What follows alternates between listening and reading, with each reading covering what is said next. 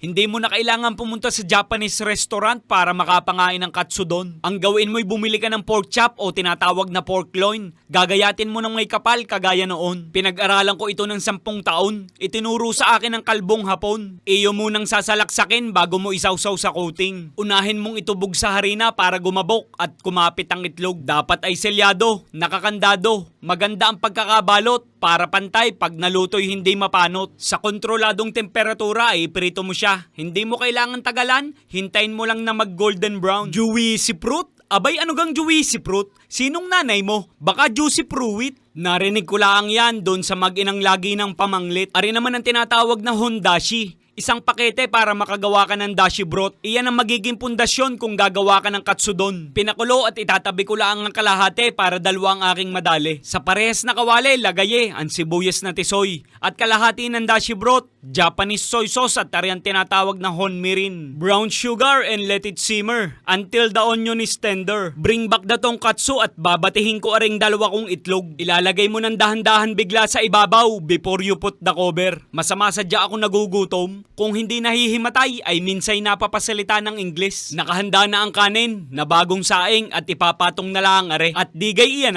perfecto de Castro. Meron ka ng katsudon, ang sarap na promises. Oishi, ika ng kalbong Hapon ay inang!